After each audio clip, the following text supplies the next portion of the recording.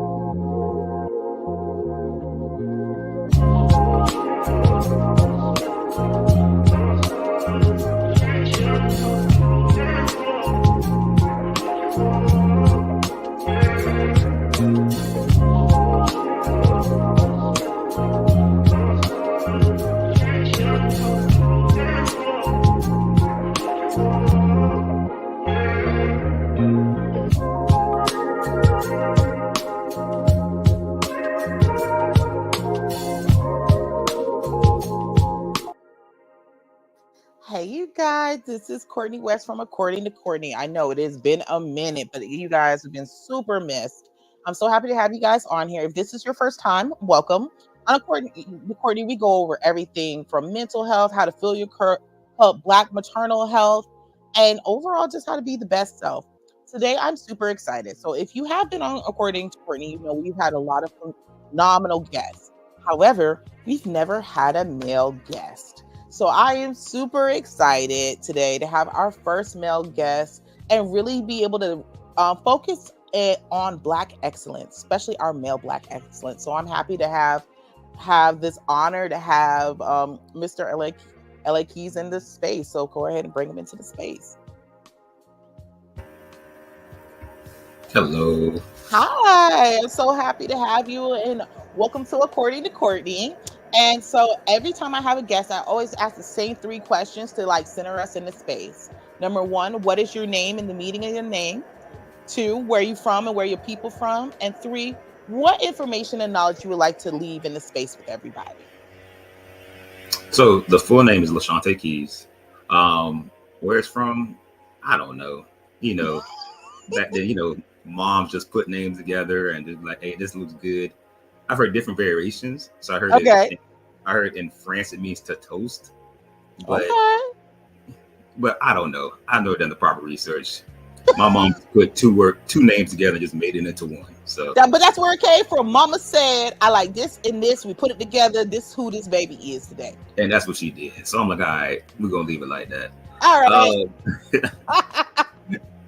So where my people from? I was raised with my grandparents, and so they are to Marianna, Florida, Graceville, Florida, up in there. Okay. And then they pretty much have put their roots in St. Pete. The beautiful thing about them, they're getting ready to celebrate their 70th wedding anniversary come August 14th. Yeah, so we're getting ready to do a big celebration from them. But then once we trace it back a little bit more, which I found out a few years ago, our roots really transitioned from Barbados. And so that's pretty much where we originated from, because all these years I thought it was just country, things of that nature. So so excited to see that other part and see where that piece have come from. I think your third question was, what do we plan to get from today, or what are we going to leave for today? What would you want? So from talking with you and all the things that you do, what would you want to leave with the audience about you and what you do? I don't know. I think just let's just let it flow. You know what I'm saying? Let's just let it flow. I think at this stage of my life, I have no expectations of, nor do I want to put expectations on what you may get out of me or what you want. So, you come up with your own interpretation of what you get out of it. And that's not for me at this point to give to anybody. So I'll take that. There ain't nothing wrong with that. So let's go ahead and let's give back, because I know who you are. These people don't know who you are. Tell them, can you give us a little background on who you are and the work that you do? So I'm a Floridian, Florida native. With that, born and raised in St. Petersburg, Florida. Mm-hmm. And when you talk about, any city that you go to, when you talk about especially St. Pete, you got to tell what schools you went to. So Maximo Elementary School, Bay Point, Boga Ciega High School. And then from there, transitioned on to be where I got my foundation, which is Florida A&M University. Up in Rattlers for life. We're the Rattlers best. for life. Rattlers for life. We're the best. Yeah. From there, moved on to get my second degree from University of South Florida. So also a bull as well. And so ironically, I kind of fell into this work. I got my master's a little bit later in life, but I think my story in regards to advocacy starts with USF. When I was at a HBCU, that was the only time I was not stressed being a Black person. It was a beautiful, just utopia of not having to be the advocate, not having to be the one who had to speak up for everybody, every Black issue out there. And so those 4 years at FAMU allowed me just to breathe and just enjoy and discovering who I am, especially from 18 to 20. It's a beautiful thing just to discover who you are without having the pressures of having to deal with racism, bigotry, and bias that may come from a predominantly white institution. And especially if you've been in it your whole life. And that's what I was in it my whole life as well. So I initially was getting ready. So I went to USF to start broadcast journalism because broadcast journalism, because my dream, I went to FAMU running behind somebody else's dream, which was I wanted to be a lawyer. And so I did all that stuff to become a lawyer. But it just wasn't in me. So with that, I transitioned on. I graduated in December from FAMU and then did USF in January. But what I wanted to do was become an entertainment reporter. I never wanted to be, I wanted to be the first Black man to be on Entertainment Tonight. Like that was my goal and that was my dream. Really? Yeah. That's really so cool. It really was my whole dream to do that. But what happened was I got to USF. I did an internship at Bay News 9, and somebody recommended me to advocacy work. I never knew anything about nonprofits. I never knew anything about just being an advocate for anybody, even though I did it on USF campus. But to make a career out of it, it was just unheard of. And so that's how I got into the career of being an advocate and just giving a voice to the voiceless throughout my whole career. And so I kind of sum up my career as being one that I've had to have the hard conversations with individuals because I'm having to talk about diversity, racism, bigotry, and bias on a regular, but then also transitioning and talking about end of life care when I did some stints at Impact Hope, which is the hospice center. And then what that was like. So my career has been centered around hard conversations, especially in the African American community or the minority community. Well, that is so powerful and informative because I've always known you from doing advocacy work. And in that playing field, I'm going to date us in this point right here. I had started doing advocacy work as a teenager, and one of the first opportunities for me doing it was something called Anytown. And Anytown was this amazing program that still exists, where you would take high school students from all over, and they would come to like a camp for a week to learn about inclusion, diversity, and everything. And it was the first time I've ever been like, oh, this is everything I wanted to do. And afterwards, I worked in Youth Congress. And Youth Congress is where you're in your cities, and it was for St. Pete about how to make changes from the youth's perspective. And that is how I met LA. And so I thought that was the coolest thing. You were one of our counselors, but you were from the Hillsborough. And I would see you come over and we would do groups together. And we're like, we're kids. We're like, who is that?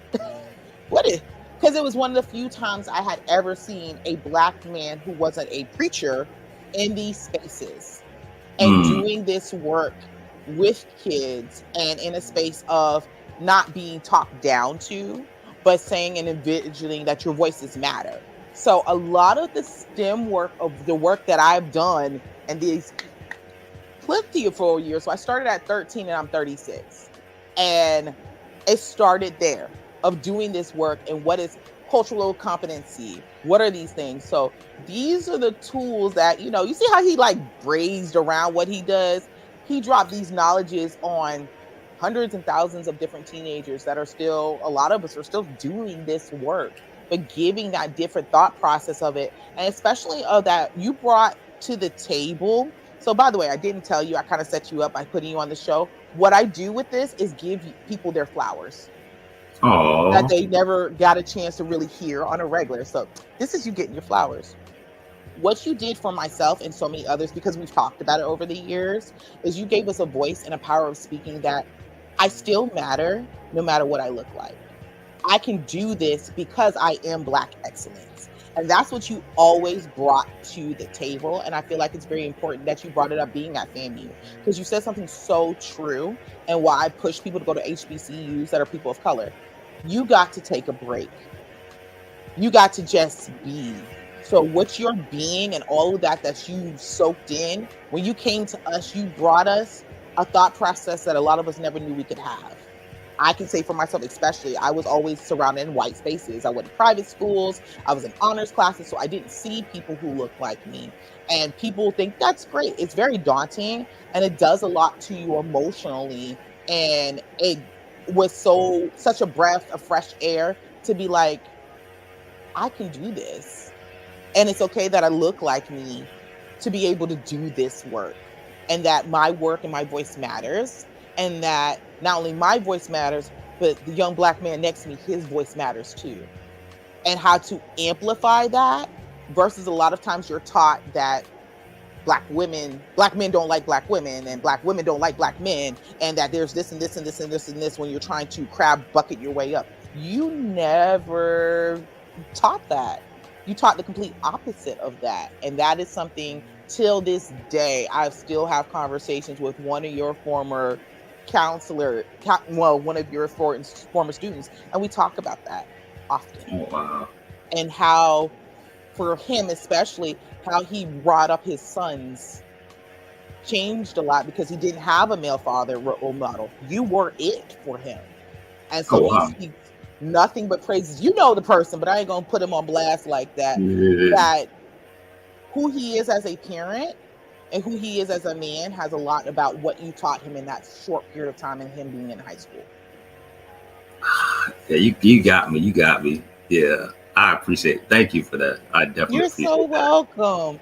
It's important that you know that, like, the work that you do so matters in so many ways, because a lot of people aren't aware that what we give to our children, especially in St. Pete, because St. Pete is a very interesting beast, and people don't understand it unless they're from here. And you got to Yeah. be from here, not like you just moved here 5 days ago, because you're not going to understand the culture, especially the Black culture, the enrichment of Black people here. Most of the Black people who moved here were from more southern areas. They came here as the come up. They come here to be better, buying property, having houses in spaces that we normally wouldn't having houses in, and being Black excellence was the thing, and the vibe, and the pulse, no matter what was thrown at us. And people don't understand that about St. Pete people.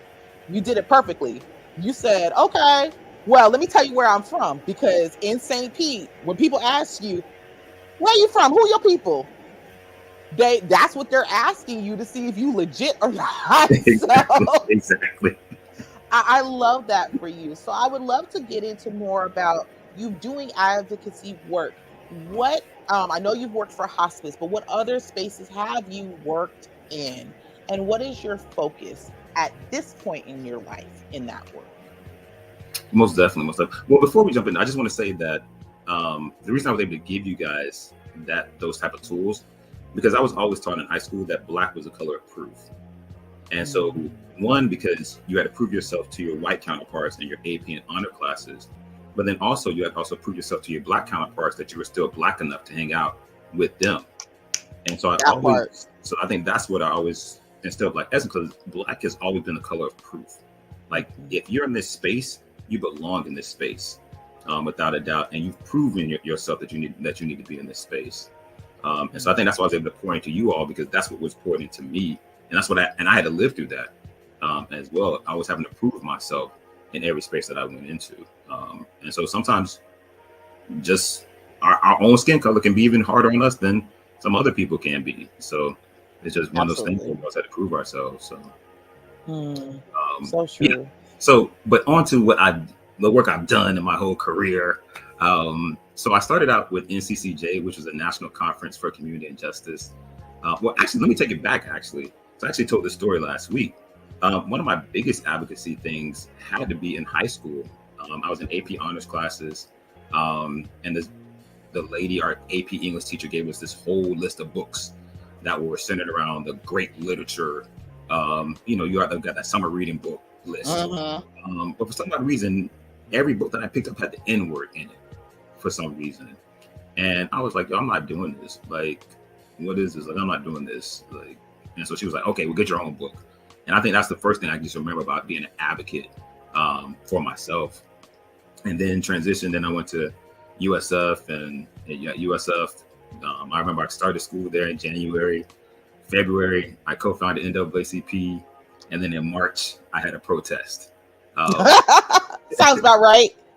Yeah. So March, I was out there protesting, and that's when before it was even a popular thing, one of our demands was making sure we had a multicultural liaison there, the multicultural office there. And so that was one of our biggest things that we did. And it was great because I already had a degree when I went to USF. So it wasn't like, but some of the other students didn't have degrees, and they couldn't sacrifice as much as I could sacrifice out there. But it turned out to be great. It was a great experience. Being a co-founder of NAACP USF College chapter, just ran back into them again. And it's just good to see where your fruits of your labor are. Awesome. Yeah. And so then after graduation, started with the National Conference for Community and Justice, NCCJ, where we met at through Anytime programs, Youth Congress, social media campaigns. Well, it wasn't social media back then. Let me take it back. No, I was about to say we had those. It was word of mouth. Is how I heard about that back then. There was no Facebook. Yeah, it wasn't no Facebook at all. No. But we empower students, and the beautiful thing, we empower students to do like campaigns, like legitimately social campaigns out there. And I mean to say social campaigns, like I think one was like use your voice, eliminate. I can't remember the saying. Use your voice and to make change. It was something like that, to eliminate something. Use your voice, eliminate hate. Yes. Yep. I remember that, and the different campaigns that they would have, and that we would have things at our schools. I remember having NCCJ come to my school, my high school, and we had Anytown in class, and what that looked like, and just really pushing this narrative.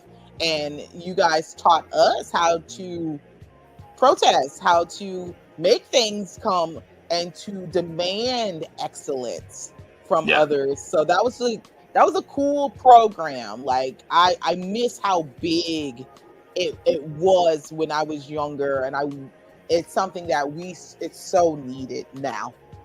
Oh, most definitely. So needed now. Yeah. So then after that, dabbled and dabbled, went to some other organizations.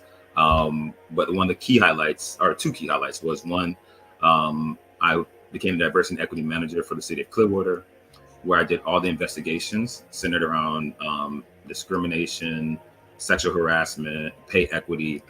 So I did all those investigations, but then also did some programming too that allowed individuals to understand what diversity and inclusion and equity were, essentially to the city of Clearwater. And so we did all that for the employees, but we also incorporate the city as well.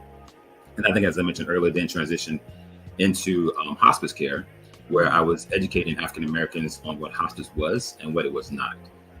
And so you can only imagine how difficult that conversation is to have, especially when you're Black and you don't want to talk about death. Nobody really wants to talk about death at all. But it is a necessary conversation to have. And so I did that for a few years, where I was able just to impact a lot of different individuals into understanding what it was and what it was not. But one of the most beautiful things about that, two beautiful things about that program, is there's a PACE program that is for elderly, 55 and over.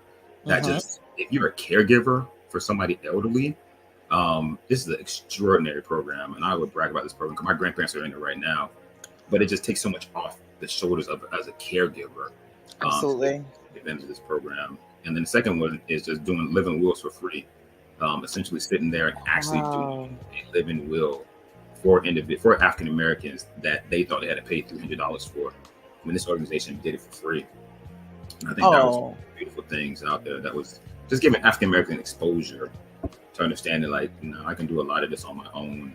It's maybe a tough conversation, but I can still do it on my own. So after that stint, then I realized, I don't think I like working with people like that much, anymore. So so jumped in the field of entrepreneurship, where I learned how to monetize everything I was doing and monetize it into different paths out there as well. So, like I think you mentioned, I did a lot of stuff with youth, even through my fraternity, doing the Kappa League program. As a member of Kappa Alpha Psi fraternity, was over all the Southern Province, which consists of Alabama, Florida, and the islands. So I was over all the youth programs and ensuring that everybody was doing what it's supposed to be doing. But now I learned how to monetize that, and now I have contracts with Pinellas County Schools, which is called Mel Leadership Institute, that we do with Pinellas County Schools. So that is a contract through my nonprofit community, EFX. And then we also have this program here, Celebrate Not Tolerated, through community EFX, where we can bring African American men from 14 all the way up to 99. And we just have them come in and just sit down and just talk about the joys of being Black. Not the traumas, just the joy of being Black. And just, it's an amazing group that you will see, and just how brothers are just looking for a space just to breathe a little bit and just smile. Like, to see 25 Black men sitting in a circle and they're just talking about what brings them happiness. Man, yes. Absolutely. Like, what? Like, my mind is blown as usual when it comes to you, LA, because you always doing the most with all the things. So I want to, we're going to back up on, hit all of the points. Let's back up to your hospice work. So I want to give some homage to Pace. My grandmother went through Pace. She helped us through the transition. When she passed away, was during the height of COVID. And we are so thankful for Pace, because we couldn't have her with us, but they walked us through everything. PACE is an amazing program, especially for caregivers. And for you really focusing on the African-American population is a lot. And I want to kind of touch on to that. As doing advocacy work in our populations, what are some of the challenges you see, and what are some of the joys that you see with that, especially working in that space of it? I think one of the biggest challenges is just finding, I think we've been fed so much stuff in our lives. It's hard to believe, it's hard to trust, and it's hard to believe. And so for me, it's always finding, I may not be that voice. So I'm always looking for that advocate or that messenger that can get you the message. And I think sometimes we just got to step outside the way. We may not get the credit for it, but we just got to step outside the way and say, hey, I got to find the right messenger to get you this program and to get you this information, because it's going to benefit you at the end of the day. And so I think that's one of the greatest challenges, is just building that trust, especially with the community that's been fed so much stuff over the years that it's hard to believe. It's hard to believe. Like, you see so many programs come into your community that is only there for the funding. They're there for 2 years and then they're out. Absolutely. Or they have another face that doesn't look like your community. They're there for 2 years. They're there to get some money, and then they're out. It's hard to trust. And so just coming into that space and finding that right messenger, but then also make sure that the sustainability is there for the programs as well. I think that's the greatest challenges out there. Now, what brings me joy? What brings me joy is just seeing when people benefit from it, and just have, and when they find their quality of life. When you can find your quality of life and some of these things that we do and not stress over it anymore, that's a beautiful thing. Like, that's the joy of it all. And then also too, when they find their voice, when I can see, examples like you, Courtney, and some other examples out there in the community that I've seen, and I guess you just never know the impact you have, and you just sit back and just watch and just be like, yo, they doing their damn thing. Like do you? I love it. That's so awesome. When you were with Empath Health, see, bringing it full circle again. You were my first interview I've ever done. You interviewed me. You did. I was had my center at the Sanderland Center, and being a full spectrum doula, you were the first interview I'd ever have as in working in this type of community work, and gave that voice, and it really propelled it to doing, being the front of Tampa Bay Times, working with ABC Action News. You were the first drop in the bucket. You started all of that. But we went back to the roots. It was the Weekly Challenger. that we did. It was a weekly challenger, and I still have that. I have that interview in a frame up in my house, and it's like, this is where it started. And I just thought that was such an amazing thing that it felt safe to do, because I had been asked by other people and I wouldn't do it. I was like, nah, y'all lie, y'all change stuff up. I don't want to be misquoted on some stuff, because it's a very delicate balance doing full spectrum doula. And for people who don't know what that means that you're dealing with life, death, abortion, and everything in between. And a lot of people, especially in the African American community, don't always understand the full realm of what that really means. And also people have their just their thought processes on what that means. Yes. And you gave a voice to it that was done so very well and so very eloquently, that, you know, this is part of it. And that, you know, and one of the very few people that were open to the fact that I was like, I don't shun anybody away. I don't worry about those things. I am here for whatever, because there's other groups in our community that were only pro-health. If you were Black, you need something that, if it was pro-life or nothing. And I was the first person on the scene that was like, I'm not worried about that. And you gave a voice to that. So that was a very cool thing that I think about often. It's like, LA did that. That's so fun.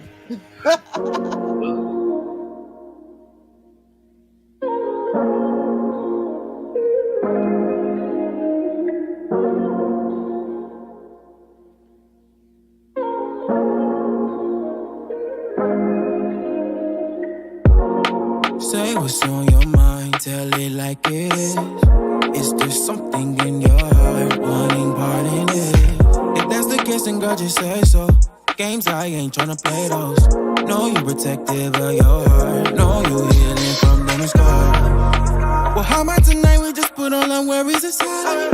Take advantage of this moment. Hold me tight, I'm talking close. I've been seeing clearly lately.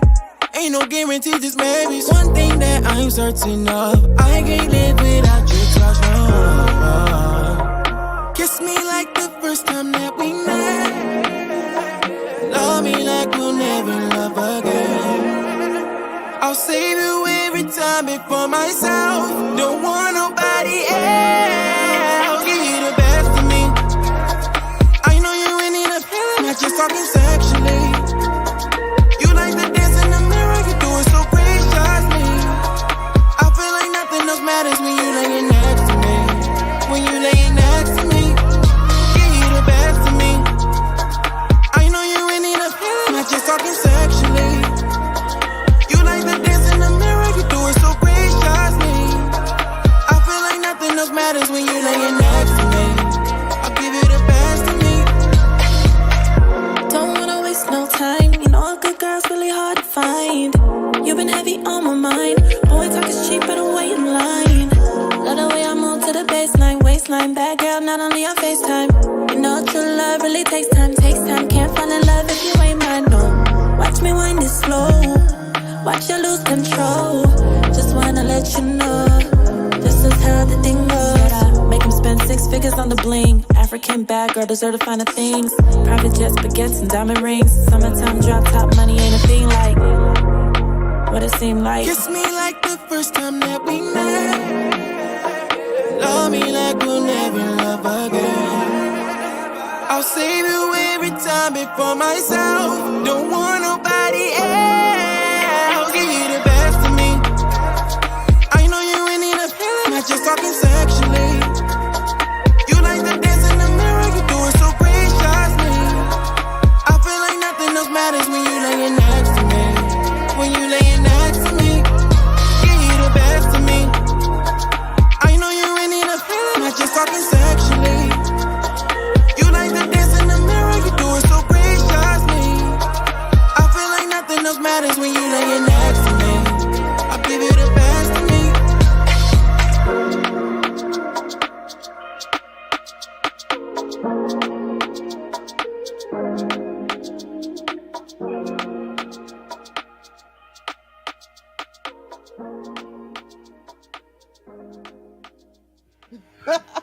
Well, let's bring it back full circle again. This is my first podcast.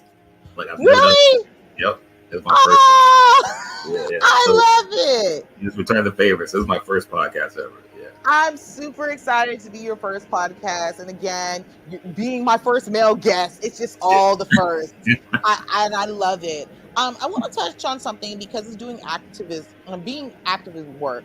And say someone wants to do this, people don't know how I did it was just, I stumbled into it like, ooh, there's a process. I want to do this. But to monetize it and to make a career of this, how does someone go about that? It's like, what does that even look like? If you think about, there's some young kid out there who's like, I want to be an activist, but my mama said, because this is what my mother, who's an attorney, said, she's like, you gonna be activist, so you trying to be broke forever? She's like, don't you want to be able to do stuff with your life besides giving your life to other people? And we still have this conversation to this day. She's like, you gonna be broke forever? Like, but I'm not broke, mama. She's like, but I get that, but you overwork yourself when you could just be doing one thing. So make it make sense to me. So I would like, for my mama's sake, how do you do this in that fashion? Well, another group, another business that I have is Peace Consulting Firm, where we actually do authentic community engagement. And so we just ensure that the stakeholders that if corporations are coming into your city, we ensure that stakeholders have a voice in what that looks like, especially when it comes to developments, different studies out there. So we want to make sure that the people in the community have that voice to advocate for themselves. And so that's another piece of Keys Consulting Firm is also product advocacy, because we always do like authentic community engagement with different focus groups, roundtables, town hall meetings. So we develop that and do that as well. And I think for me, it's really, and I hate to sound cheesy in a sense, but it was really just the right timing and just believing in faith and believing in God. Like, I can't take nothing from that. Like, and I think too, I put the work in ahead of time to step out on my own. And so, like, and I have a friend who always told me, like, LA, you're a brand. Like, LaShante, you're a brand. Like, everything you do, people are watching, like, you're a brand. And I never believed it. I was like, no, like, what are you talking about? Like, when I started in entrepreneurship, I got a lot of great things because of who I was and who they knew that I was in the past and what I brought to the table. And so I kind of went very fast in entrepreneurship space. It has some mistakes, like anybody does, has some mistakes, but I just learned how to monetize it. And just when God knew it was time, that's when he put the right people in my space to say, hey, let's go. Let me get you this contract. Because, well, here's a great example. Like, I had one of my first contracts with Pinellas County Schools was a parent of mine who was in our Kappa League program. And she's the principal of the school. So her son was part of Kappa League for years. He had already graduated, maybe 2 years prior. And just out of the blue, she called and said, hey, you ready to take this? And I'm just, not even ready yet. But she's like, hey, I need you to develop me a male program. And I was like, all right, bet. Now, mind you, we've been in each other's spaces for years. She pledged Delta with my wife, been in each other's space for years. And then just at that time, when that time was right, that's when God told her to say, hey, let's go ahead and start getting him into the school system. Let's start getting him into this monetized space. And so, again, it's just having faith. But it's also, too, you got to put the work in prior to that, because they saw the work. People saw the work, and I think that's when it happens. Like, you definitely got to put the work in prior to jumping into this space. Absolutely. So I want to ask, because doing advocacy work, people don't understand the toll that it can take on you physically, emotionally, mentally, and spiritually, because we are constantly bombarded with people's traumas.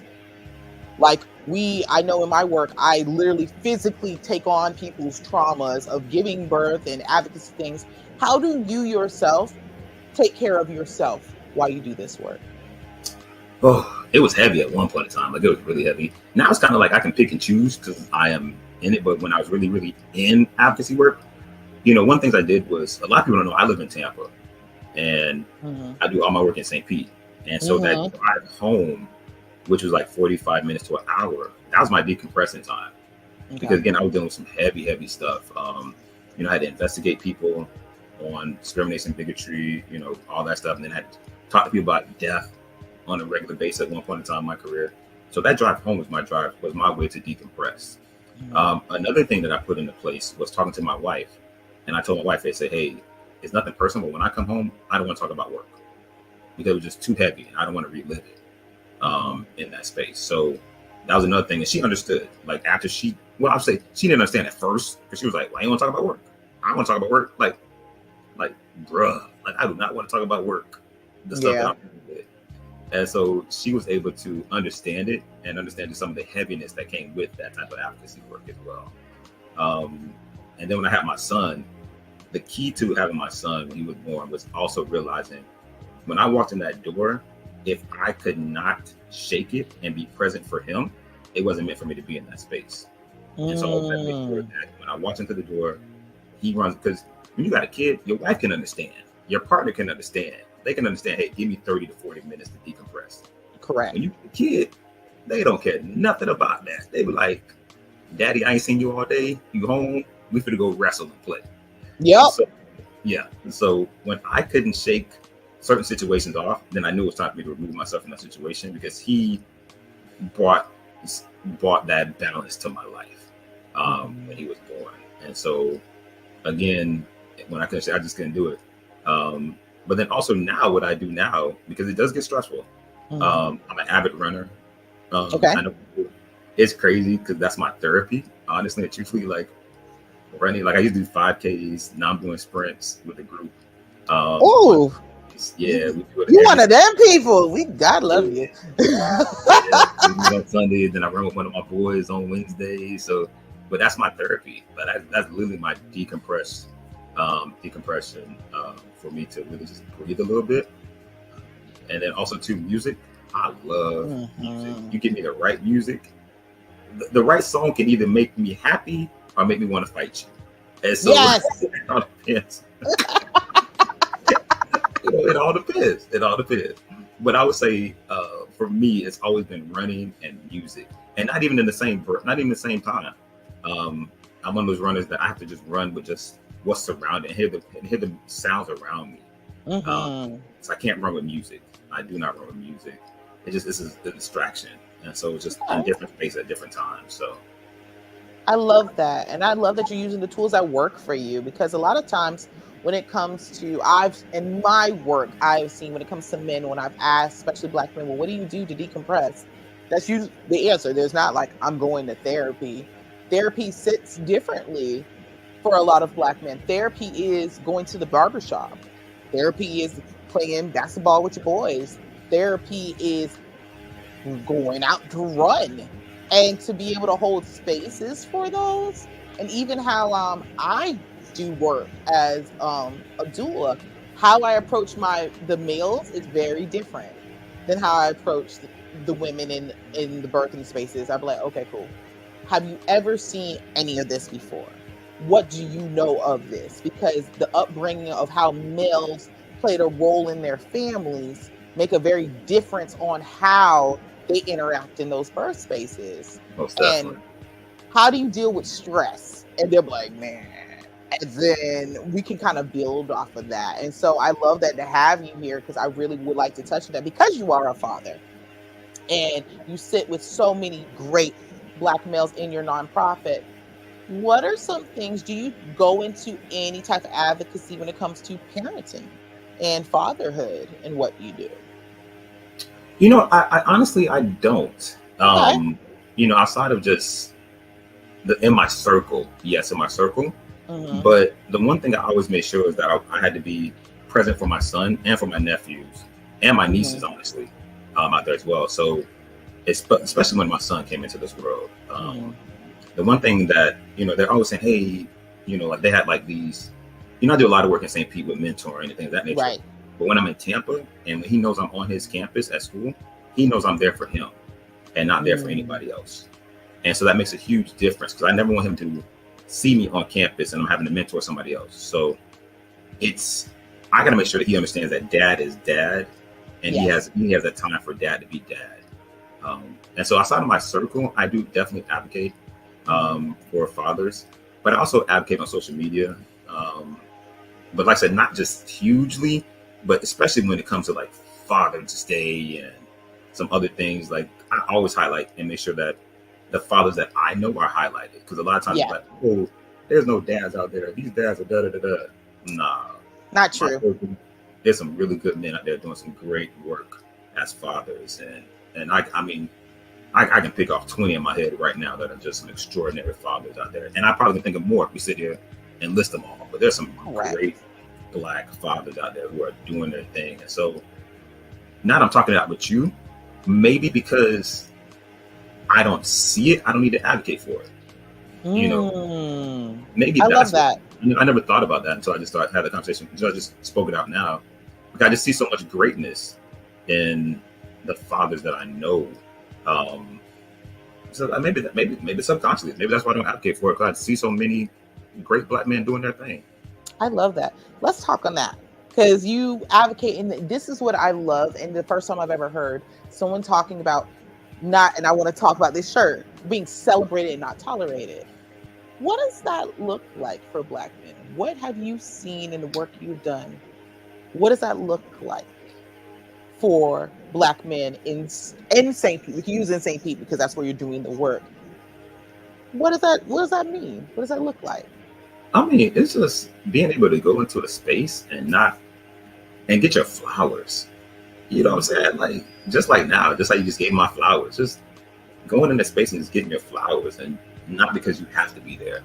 I think I said a lot of times when Black men are invited to the table, they're invited to the table to talk about the traumas and the dramas, like absentee fathers, our prostate cancer, our heart disease, or, you know, which are necessary conversations. I think they're necessary conversations, but it's also necessary to have those conversations where we're uplifting and empowering each other. And there is nothing more empowering than seeing a bunch of Black men who are just in a space, just encouraging each other to do right and just do good. I remember one example was this young man who described himself as weird. He was like, yo, I ride a skateboard, I'm weird. And he had to be like 16, I would think he was 16. But to see them older men just like pour into him and say, hey, don't you ever say that again. You're not weird. You know, here's another word you can use. Here's something else you can use. Da-da-da. But just to see those Black men just pour into him as a 16-year-old who felt isolated. And you could tell he felt isolated. He was like, I don't feel like I belong here. It was just a beautiful moment that transpired. And I think one of the first times I ever did this program, we had a father, and the gentleman who upraised his son was in the room. So it was a stepfather. They were in the room. And so the father stood up at the end and said, hey, look, if I never told you this before, I want to thank you for stepping in when I couldn't step in for my son. And they hugged it out. Like, they literally sat there and hugged it out. And that was the most beautiful thing, because it took the breath out the room. When you saw that type of interaction between Black men. And I can think of some more. And another great one too is when, it's just the joy. No, it's the joy of hearing this. And it's such a beautiful thing, because we don't hear this. You don't hear this. You don't ever hear of these spaces. I mean, I've been blessed that I've been asked to be in a fathers group one time and have these conversations.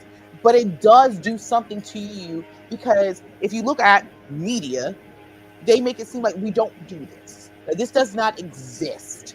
And that Black men are isolated in their islands and they don't care and blah, blah, blah. Things that are just, we know aren't true. So to hear these things is uplifting, because, you know, you're going to think of it like this. Someone out there is watching this and they're like, I need that. I want that. That's real, because so many people don't know what you do exists. And that there is a place for me. There is a place for Black men and their sons, and these places that it ain't gotta be none of that beef stuff. We ain't gotta deal with any of that. We can just enjoy highly, like, hey man, I got love for you. I see you. So yes, keep. We want all of it. Yeah, and it's something else that we do too. We do make sure it's economic impact as well. And we hire a Black male videographer. We hire a Black male photographer. We try to normally hire a Black male caterer. If we can find a Black-owned space or somebody who's managing a space that's Black, we try to utilize those spaces. But it also allows them to network amongst themselves and just say, hey, let me exchange cards with you. Let's talk. Can I hire you for a wedding? Can I hire you we do DJs too in certain events? Can I hire you for an event? So it allows these Black men also to collaborate with each other and just to make some things happen. Like, for example, we had a realtor, and this happened like last year. We had a realtor come into one of our sessions, and he just called me last week and said, "Hey, I remember you got a Black photographer and videographer in the group. Can I get his information? Because I want to utilize him for a project I'm doing." That was a year, maybe a year and a half ago, but he remembered that, and that's what stuck with him. And so now they're collaborating, doing business together. I love it. Yeah, but then we got certain people groups who are just collaborating, just having a good time, going out and just doing what they want to do. Just like, hey, let's go running. Hey, let's go shoot at the gun range. Let's go here. So it's just all these different components where it's just like feel good. Like, hey, like let's have a good time. You're building community. Yeah. And I feel like that's so needed, because I know I can speak from my own spouse. He's such a quiet, by himself type of person. I said, "Why don't you ever have no friends? Why don't you ever go nowhere?" He said, it's hard to fill out people because they be on some mess, and I ain't a mess person. If it ain't about like me, these kids, I ain't really worried about that. And I'm like, but you need to have interactions with. I said, there's so many things you can learn from different men, especially older Black men, and just everywhere in the different diaspora of that. It's like those spaces are sacred, and it's like, and unfortunately, people don't know where they are. There's many a times when I have fathers, especially Black fathers, just like they have told me, and I've heard this over hundreds of times, there's no place for me. There's no place for me. There's nowhere where I can go be celebrated. There's nowhere for anyone cares about how I'm feeling, or if I'm having a bad day, or if I'm going through this. We don't get that. Y'all do that, but we don't get that. And I'm like, that's not true. They're like, then where is it? And then I'm sitting there holding my tongue. I'm like, there's like two. I can see you there. And usually what it's happening is like there might be a Black man in the space, or it's a space for Black men that doesn't have a Black face. They're like, I ain't going there. Did you see me? You just sent me to Tom Brady. I'm upset with you. I'm like, I did. I'm sorry. I get it. I'm like, I feel you. I'm sorry. But, that you have these spaces, so amazing. So if someone was interested and wanted to do this program, how do they get in touch with you? How do they get into doing this? So we have a website. It's www.celebratednottolerated.org. Okay. And so they can go in there and fill out the inquiry list to let them know, so we can let them know when we do it. We only do it like 6 times a year. Okay. So we do it 6 times a year. Or they can go follow us on Instagram. Everybody loves Instagram, so they can follow us on Instagram. We have a great individual who's doing our Instagram post, and that's again Celebrate Not Tolerated on our Instagram page as well. And so they can follow us and get more information on that. But to talk real quick again about spaces, we're getting ready to launch our cookout, and it's called the Cookout, and that's going to be on October 5th on the lawn of Mahaffey Theater.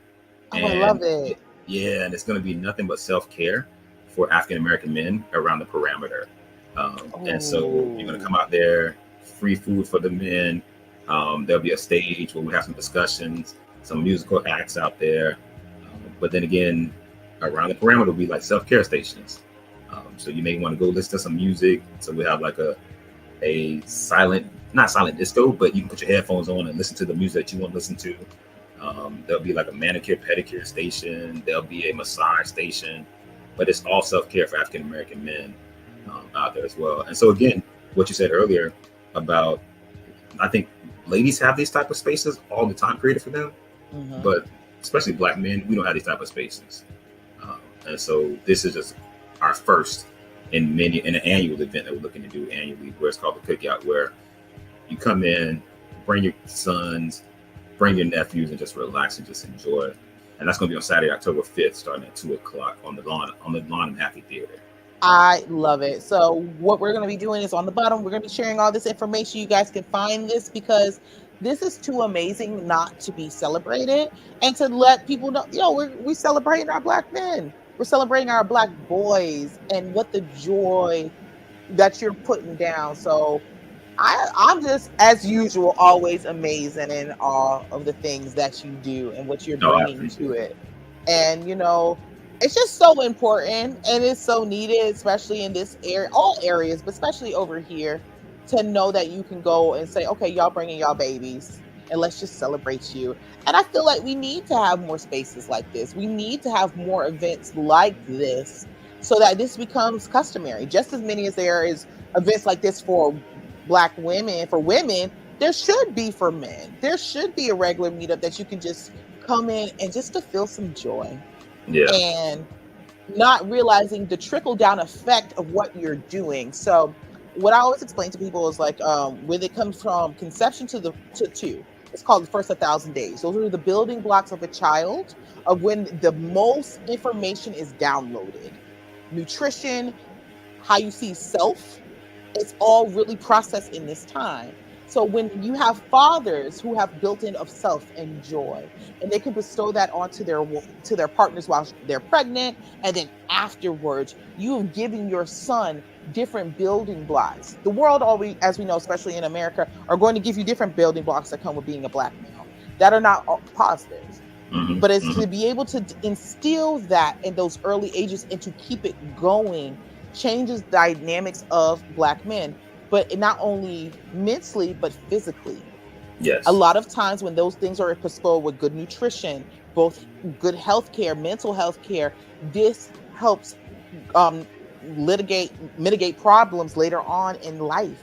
You're having better blood pressures, better ways of managing stress, better ways of managing anger, all from being poured into at an early age. So once again, sir, you are giving so many seeds that you're planting to grow the next group of young Black men to be better, and then helping to cultivate the Black men now to be better and to just be seen and to laugh and to be joyous. And that alone, you're gonna get all the way into heaven. You ain't even got to work too much harder now. You done put decades and decades of work in. You're like, I'm in here now.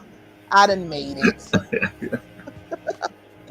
So that is so amazing about all your projects. So you do a lot. So if that's for that portion of it. So if you are a business, it's like, hey, we want to make sure that we're culturally competent, that we are doing what we need to do. How do they reach you for that? So that is Keys Consulting Firm. So Keys Consulting Firm, we were founded in 2022. We've been doing the work for forever. I've been doing the work forever.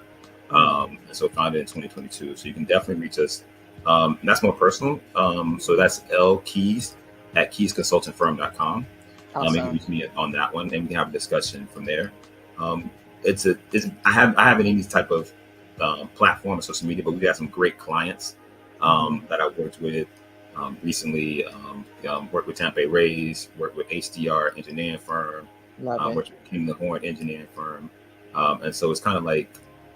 Now, when I tell you another thing too about entrepreneurship, word of mouth is huge in entrepreneurship, and so that's some of the best advertising you can get is when another client recommends you to another client out there as well. So that's what's been happening with Keys Consulting Firm. There's just a lot of great recommendations that have been happening, and I've been blessed. I've been blessed to bring on some good people, to hire some good people to work on some projects with me as well, and so it's just been a blessing. I can't even deny just the faith I had into these projects, and again, make mistakes, invested in some things that I shouldn't have invested in because the title entrepreneur sounded right, and I was like, oh, let me invest. Made some mistakes, but also learned from those mistakes as well. And I will say, just those few mistakes that I made early on in this journey allowed me to determine what my quality of life was and what I wanted to be when I did these other businesses as well. Oh, I love that. And you can't be great without making mistakes. Oh yeah. You gotta have the ups and the downs from it, because then that just makes you better. You definitely. Absolutely. It has been absolutely amazing having you. You're always welcome to come back to According to Courtney and share space with us. And again, I'm like just blown away by all the things that you do. Thank you so much for the work that you do. Thank you for continuing to uplift youth, but especially Black and brown men in these spaces right now, because it's so needed. Thank you for seeing that advocacy can be something that brings joy and monetization from it. So you're giving other people out here saying like, all right, man, you can do this, and how to do this, and to also to be giving voices. You have given voices to so many people who thought they were voiceless over the years. So continuing that work, continuing that drive, you know, you've blessed so many people. So we are thankful for the work that you're doing. We honor the work that you're doing, and we support you in continuing the work that you're doing. We will definitely be sharing what you're doing, how to reach you, and all those things, because again, word of mouth is everything, and this is on all platforms. So we want them to all know where you are, and to keep calling on you, keep having these meetings, and keep doing what you do. Most definitely. Yeah, definitely call me, you know, Monday through Saturday, because I don't do any work on Sundays, and that's good job. The day of rest. Enjoy. Yes, Lord. So that's it. So yeah, no, thank you, Courtney, for everything. This is, and like I said, just to give your flowers, just to see where you were and where you are now is amazing. And you know, the advocacy that you're doing for Black mothers in this, I won't say in the city, but in the country, because I think it's a ripple effect. And so, blessings to you, and continue to do what you're doing. Continue to just to take that breather when you need that breather, because we need you out there. And I know it can be a lot of hard work, but definitely take that time and just breathe a little bit. And also, the one thing that we don't do as entrepreneurs, and I know you probably don't do it either, take the time to celebrate what you do. Celebrate what you do. We on to the next thing. You know, moving on. Let me do this next. Celebrate you. Take some time to just celebrate what you're doing too. And I celebrate you. Every time I see you, I brag about you and be like, hey, that's my girl. Let's go. Let's get it. Oh, I appreciate that. And feeling is mutual. And you were right. I am very bad at that. I'll just like, okay, I did that. And it's not until I have to put something on paper, or I feel like someone has then tried me, and I'd be like, hold on, let me let you know. Let me heal. I think that's very much a St. Pete thing. Hold my tequila. I'm about to show you who you dealing with. And then when you run down the list, I'm like, oh wait. I did do all of that. I guess I can do this a little bit. Okay. I was just trying to hurt your feelings, but now I'm like, oh, I am pretty cool. So I appreciate you. And this like comes to our end of According to Courtney, but I want to say to all of my guests, you are loved, you are seen, and you are important. Keep doing the work that you do, because we're going to keep doing the work that we do. I thank you again. And until next time, okay? Have a good one. Thank you. Thank you. So he's going to start.